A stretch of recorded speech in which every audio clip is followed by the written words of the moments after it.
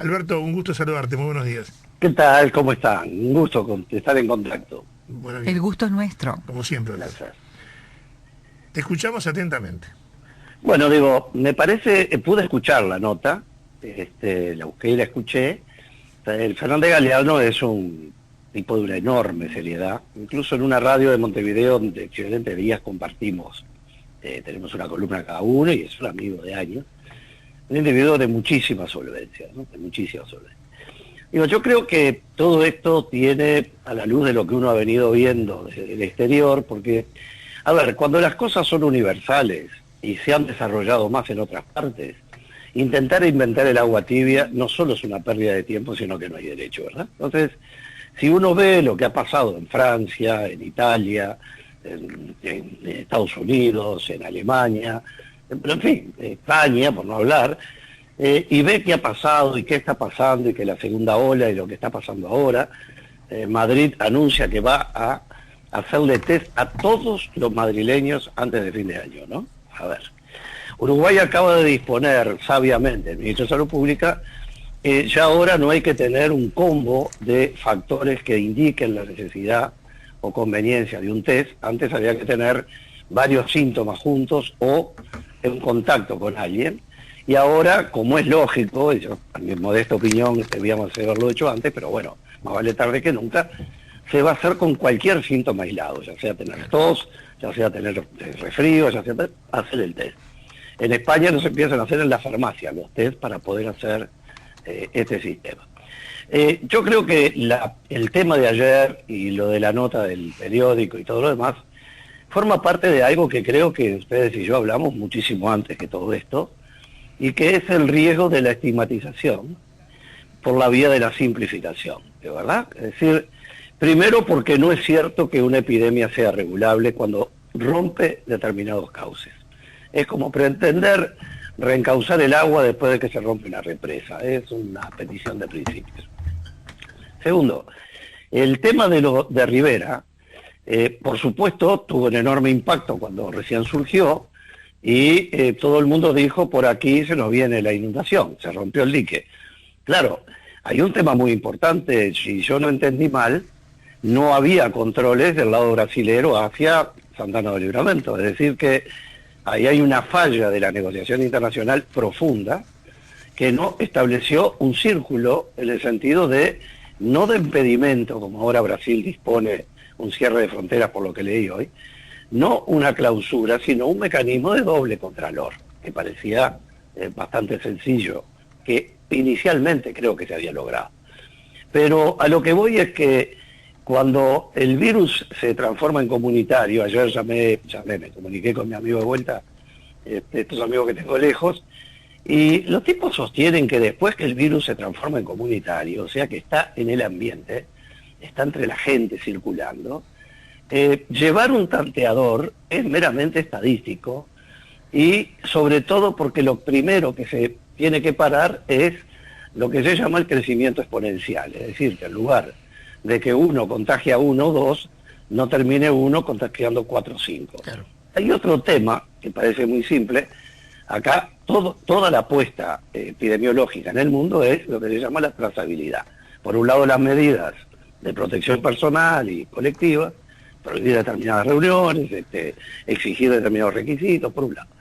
Y por el otro lado la trazabilidad, que es como le pusimos los chips al ganado, ¿no? Sabemos dónde pastan. Bueno, aquí también se hace un test, surge alguien positivo, inmediatamente es entrevistado. Lo primero que surge es el error estadístico y el ocultamiento estadístico, por definición. Es como preguntar, cuando yo estaba con esos temas, ¿usted consume drogas o no? El test nunca, el resultado estadístico nunca va a ser exacto, porque no todos los que consumen van a decir que consumen. Exacto. Esto es lo mismo, no todo el mundo está en condiciones de poder decir con todo el mundo con la que estuvo, o con el que estuvo, porque muchos vínculos son mucho más que privados, y hay hasta vínculos clandestinos, hasta por ilícitos y por un montón de cosas más. Por lo tanto, estadísticamente se sabe que, y eso se calcula, que cuando uno hace la trazabilidad y le pregunta al infectado con cuántos estuvo, algunos le dirán el 100% y unos le dirán un porcentaje mucho menor. Por lo tanto, cuando se rompe la trazabilidad, porque la multiplicación es muy grande, empiezan a quedar por el camino la sumatoria de los que no se descubren, y ahí empieza lo exponencial.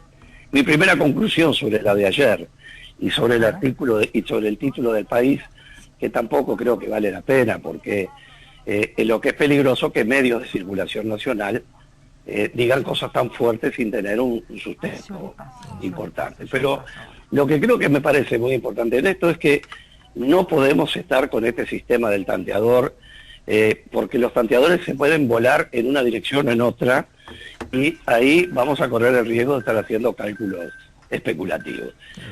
Por otra parte, este tipo de documentos y este tipo de informes son documentos que son que habitualmente suministros para las organizaciones políticas, como hay informes a los directores de los bancos y a los directorios de los bancos, o informes de análisis financieros, que no todos tienen la pureza como para poder terminar y determinar una política. Ya dijo Fernández Galeano, lo más importante que me parece que hay que tener presente es que no hay un gobierno paralelo. Que uno puede hacer informes de lo que quiera, pero acá hay que respaldar las medidas oficiales y ayudar a que no hayan posiciones, ¿cómo puedo decir?, montados en la presunción de que porque uno está en el poder tiene la capacidad de resolver todos los problemas, porque no existe sobre la tierra gente así. Entonces, la clave es cómo se aporta, cómo se dan ideas positivas, cómo se frena lo que se piensa que es un error. Yo creo que la precisión absoluta que hay que hacer es que lo que se disponga en relación a la protección de la población de Rivera, que incluye todo el fenómeno económico, que ahí sin duda que sin renta básica ese es el pie fundamental de cualquier medida restrictiva, cómo se compensa a la gente que deja de tener ingresos, incluso en lo colateral, no necesariamente en el empleo propio. Segundo, si hay que hacer como en algunos lados, corredores sanitarios, eso no lo puedo determinar, pero está claro que tienen que poder haber sistemas donde se pueda mantener desde el traslado no de los locales, que son enormes, pero tener puentes tendidos de un ómnibus que recoge a la gente, la baja y la vuelve a subir. Supongo que mecanismos comerciales debe haber muchísimos. Lo que no puede partirse de la base es decir, cierro todo aquello, y uno aquí en Montevideo, no he ido porque fui 2 veces nada más, no puede dar un paso dentro de los shopping porque están de bote a bote, o por la Rambla, o por 18 de julio, o por cualquier lado. O sea que el primer mensaje es que tenemos que cortar con eso con eso de tener estigmatizado un lugar o tener un lugar en observación, por supuesto, porque es la frontera, lo hablamos 1000 veces. Ser una población de frontera, nada menos que con Brasil. Para Uruguay, la frontera norte, cuyo polo más desarrollado es Rivera, es una joya que tiene que cuidar a cualquier precio. Si esto fuera un tema militar, estarían todos los recursos puestos para cuidar a Rivera y Artigas, por poner un ejemplo. Por lo tanto, este es un capital, si no lo ven desde otra perspectiva, los que lo tengan que ver, es un capital que tenemos que cuidar, porque esa unión, ese sincretismo cultural de gente que vive de un lado, trabaja del otro, que convive, que va y viene, con idiomas distintos, es algo que tenemos que cuidar porque es el futuro. Esa es la realidad de lo que viene. Por eso yo creo que, primero que nada, tener en cuenta que uno ya no le exhorta a los medios. Yo recuerdo que alguna nota que venían a hacernos, y yo le decía al periodista, mire, yo no es que no confíe en usted, pero estoy seguro que la nota que usted hace, y como titula el editor, no tiene nada que ver, por eso ahí muere la libertad de prensa. Es cierto, es así. ¿No? Fue lo que pasó con esta publicación, porque además hicieron foco en Rivera y después en el desarrollo la nota decía otra cosa. Claro, porque la libertad de prensa muere en el editor. Muere donde el individuo pone el titular y después adentro no dice ni parecido, cuando se tiene la ética de por lo menos poner la nota completa, ¿no? También es cierto que lo primero que uno aprende en el mundo y acá es que prende su teléfono y le dice, mire que yo también me grabo la nota, ¿no? Pero a lo que voy es que evidentemente esto, que ni siquiera es un reportaje, sino que es un documento, insisto, diga lo que diga el documento, que no lo conozco, sinceramente nunca lo leí, y más allá de lo que diga, lo que está claro es que lo diga quien lo diga, tenemos que pensar cómo protegemos un ámbito en el que hay que evitar la propagación y al mismo tiempo permitir que la sociedad siga un desarrollo razonables dentro de lo posible. No va a pasar y todos hacemos votos y rezamos para que no pase. Ahora, si se rompe la represa, y bueno, entonces hay que tomar medidas acordes. Uno no puede salvar el rancho y al mismo tiempo no ahogarse, digo, ¿verdad? Entonces, sí, no es esta la situación ni la hipótesis. Y todo indica que transitoria y felizmente los indicadores van bajando mientras el otro lado van creciendo, pero una palabra, estamos hablando de un virus comunitario instalado en la comunidad. Ya salió de ser focos en la fiesta tal o en la fiesta cual. Y digo otra cosa más. Yo acabo de publicar una nota sobre exigir que efectivamente donde hay un brote epidémico, un caso, como puede ser en una escuela, que un docente se enferma y le da positivo el COVID, y los alumnos de esa clase están todos esperando una semana para hacerse el test, esa noticia de que en la escuela tal, en el grado tal, sin dar nombre de personas, no sea pública. Porque esos chicos que están yendo a esa escuela tienen padres que están trabajando en otros lugares donde puede haber gente en estado potencialmente crítico en caso de contagiarse y no lo saben. Por lo tanto, si se dice que hay un brote en la selección uruguaya, que hay otro caso en la Torre Ejecutiva, que hay otro caso no sé dónde, en Rivera, bueno, hay que decirlos todos los focos, porque es la forma en que la gente se pueda defender. En el sentido de que uno dice, bueno, el hijo de fulano va a esa escuela, yo tengo un vínculo con fulano, voy a tomar algún cuidado, ¿verdad? Pero insisto, creo que, en fin, mi abuelo tenía un dicho que decía que no hay que dar por el pito más que lo que pito vale, ¿no? Totalmente. Me parece que no debemos seguir escarbando en esta situación, sobre todo, no es que no debamos, me refiero a preocuparnos, sobre todo porque los datos son todos provisorios. A ver, si nosotros hacemos el 80% de la población con un test, nos vamos a encontrar con un montón de casos que no son los que están saliendo, es proporcional, ¿verdad? Entonces, yo creo que el tema es cómo hacemos para reducir, que esa es la frase más importante para mí. En todos los temas que tienen que ver con lo humano, uno trata de la reducción o la evitación. ¿Cómo hacemos para evitar cuando es posible? Y cómo hacemos para reducir el daño cuando no es posible impedirlo. Bueno, esto es eso. ¿Cómo hacemos para reducir el daño? Porque el daño está entre nosotros, no podemos evitarlo. Así que no se trata de evitar, se trata de reducir el daño. ¿Cómo hacemos? Por un lado, con la asistencia a la gente, el incremento de los controles. Yo creo que debe tipificarse como falta la no utilización de tapabocas, etcétera, porque está claro que por la convicción solo no funciona, y lo estamos viendo, se contagió 3/4 de la selección, yo que sé de cuántos, con el famoso asadito, ¿no? Y así los quieren matar ahora cuando llegaron al Athletic los uruguayos, ¿no? Pero me parece que tendría que establecerse una normativa así, que llame la responsabilidad como hay por un exceso de velocidad, ¿verdad? Si determinadas faltas de tránsito son faltas que pueden ser punibles, me parece que que la gente se floree sin un tapaboca por la calle o en un lugar público, bueno, me parece que debiera ser mucho más que, señor, yo le exhorto a que se ponga el tapaboca. Digo, no, hay que reducir ese daño y ese riesgo. Sobre Rivera vuelvo a repetir lo de que hablamos hace, yo creo que como un mes, Iván, Margarita.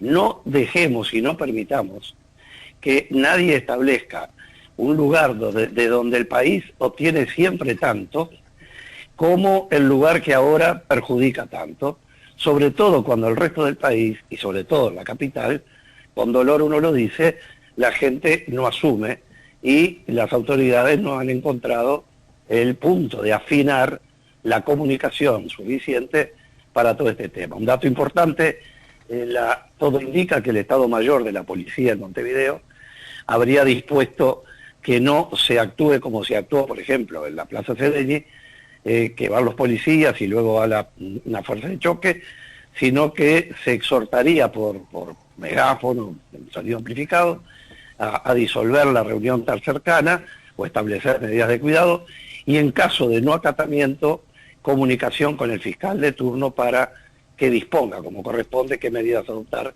y que la policía no vaya al choque que puede terminar en cualquier cosa. Eso yo creo que es muy importante, ¿no? Está bueno que lo aclares, porque la medida que se implanta tiene que tener también el eco del otro lado. La gente tiene que respetar todo eso. Porque si no, parece que le cargamos solamente las tintas a la policía, nos olvidamos de que hay personas que ven un uniforme y pierden el sentido inmediatamente.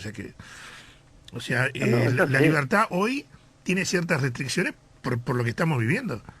A todo nivel. Sí, lo que pasa, Iván, es que el principio de cumplimiento de la ley a veces es claro cuando la ley es clara, ¿verdad?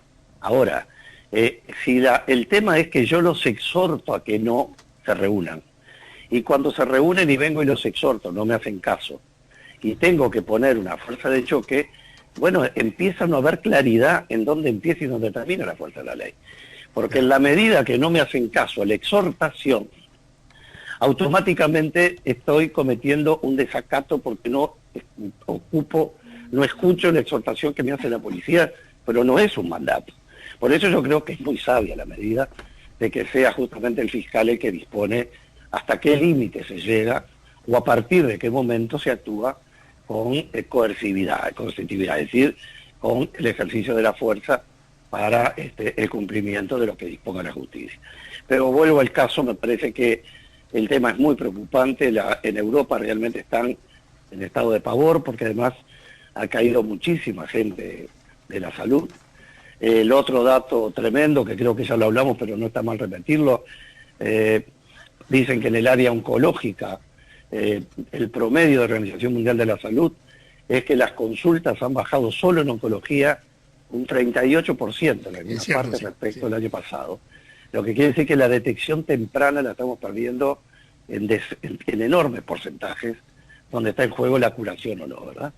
Entonces creo que a esto hay que darle todo el peso, esperar la vacuna, que tiene que ser nuestra tabla de salvación. Felizmente Uruguay ya tiene algunas dosis compradas, hay que estar atentos. Argentina dice que comienza en diciembre a vacunar, con la que estaban trabajando con los mexicanos. En fin, en una palabra creo que el mensaje es no un vamos arriba que podemos, porque sería poco creíble, pero sí hagamos respetar lo que tiene que ver las características de los enclaves geográficos. Yo no puedo juzgar del mismo modo y con la misma vara situaciones diferentes. Y sin duda que toda la frontera, Artigas con Cuaraí está en una situación crítica, todos lo sabemos. Y tiene mucho menos barreras y protección establecidas que la que tiene Rivera, porque además hay un distinto nivel de desarrollo y de PBI. Entonces, me parece que lo que hay que hacer es reforzar todo esto y sobre todo apoyar, es decir, tratar de estar cerca para prevenir, pero también para reducir el daño, ¿no? Alberto, un gustazo, gracias por habernos acompañado. Un abrazo grande y hasta la semana próxima. Gracias por el análisis.